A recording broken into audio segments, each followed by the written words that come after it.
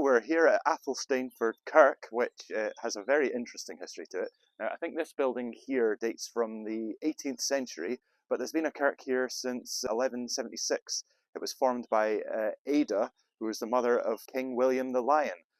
But there's more interesting history than that dates back to the 800s. There was a battle that occurred here nearby between Angus, the king of the Picts, and the king of the Northumbrians. This all used to be part of the kingdom of Northumbria in those days. Now, they wanted to beat the Northumbrians and take this land to be part of Scotland. It's said that the king of the Picts, Angus, looked up to the sky, and there was obviously the blue of the sky set against two clouds crossing each other in the shape of the Saltire, which we know is the symbol of St. Andrew. He prayed, and he said to St. Andrew, if you can bless us to win this battle, then we will make you the patron saint of Scotland, and we will make the Saltire the flag of Scotland. King Angus won, of course, and, as true to his word, it became the flag of Scotland, and St. Andrew became the patron saint. That's the way that the story is said to go. Lovely kirkyard, lovely day. It is, it's beautiful. Just thought, this is really the start of the year beginning to open up after all the depression and gloom of winter. Yes. And we've decided to go to a graveyard, of all places, associated with depression and gloom. But I think graveyards are quite nice places, actually. They can be. Very peaceful. tranquil. Yeah. Exactly. It's a nice sunny place to rest for all eternity. Absolutely. Oh, lovely sort of arch over the doorway here.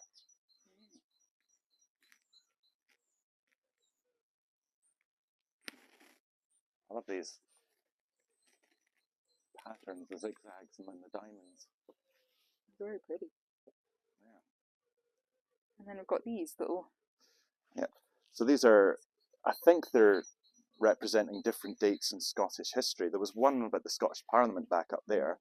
This one, 1746, the Battle of Culloden. We've now got here, 1672, the Public Register of all arms and bearings in Scotland. Arms of the Lord Lion, King of Arms. I'll tell you an interesting thing about him. So he is the guy that's in charge of all the heraldry, and he also decides what tartans go to each sort of clan. So basically, if you want to start a new tartan, you would have to register your design with the Lord Lion, King of Arms, and he'd have to give it his big stamp of approval so that you can make that an official clan tartan. And there's a new tartan that's just come out for the witches, so he's obviously put his seal of approval on that. That's really cool. Yeah. 1621, flag of Nova Scotia, James VI. This is a nice one. 1511, the Great Michael. I don't know, this is a ship, I don't really know about it. It had a game of noughts and crosses on it. 1482, the Blue Blanket Standard of James III. Fear God and honour the King with a long life and prosperous reign. This is a nice one. Gold Lion 5-shilling piece, Robert III. I wonder if that's meant to be like St. Andrew, stretched out on this cross. 1388, the Battle of Otterburn, the Douglas Standard. Lots of history here I don't know about. I need to go and actually deep dive into the lore. Yes. 1385, Saltire's Battle Tunic, Act of Parliament. So, here we are. There's St. Andrew again on this cross. Lastly, 832, the Saltire in the Sky. So that refers to the story I told you at the start. Yes. We've got a cool looking ducat here. Let's see what we can... Let's have a look at it. The Athelstaneford Ducat Flag Heritage Centre. Lectern Ducat was built by George Hepburn in 1583. The date is still visible on the door lintel. 1996, carefully restored and converted the ducat into a heritage centre. So inside, visitors can enjoy a short audio visual dramatisation of the traditional origins of Scotland's flag. So presumably we go in there and there's a video of the story I told you at the start. I quite like the orange. It's nice, yeah. It's not entirely natural, is it? But at the same time, it really suits it. Yeah, got 1996 here. Oh. Oh no. I think we've been thwarted.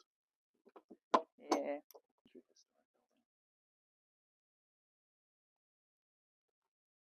I tell you what, we could do the dramatisation ourselves. Yes. It's such a nice day that maybe when you look up to the sky, you can see cross. Insert clip art here. Yeah. And that there is the Hopetoun Monument, which was built, I think, in the 19th century to the Earl of Hopetoun, who fought in the Napoleonic Wars. I have another video of this. I shall link it in the description, being the modern YouTube man that I am, learning how to do this. But there it is on a much lovelier day and calmer day than I went there the first time. So that was Athelstaneford Kirk with its very interesting history, very formative part of Scotland's identity. And it's a little village tucked away in the middle of nowhere in East Lothian, but it's so important. So a real hidden gem, I think. Yeah, especially on this lovely day. It's been nice to come out and see the artwork in the ground leading up to this little ducat. Sad that we couldn't get in and see the visual presentation, but we'll have to come back and do that another time.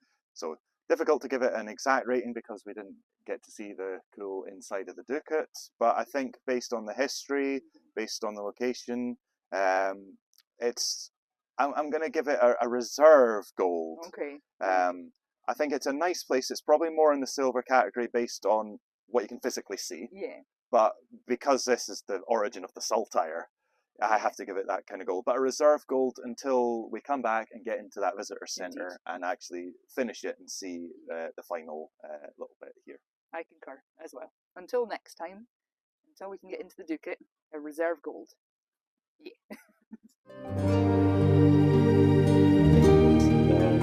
What's it saying there? Patriotus, Andrea. I'm not very good at Latin here. No. It's hard to read it upside down as well. Scotus, something. Ducks. Saint Dompa. Dumpatry. Oh, I'm reading all the letters into each other. I can't read that. We tried.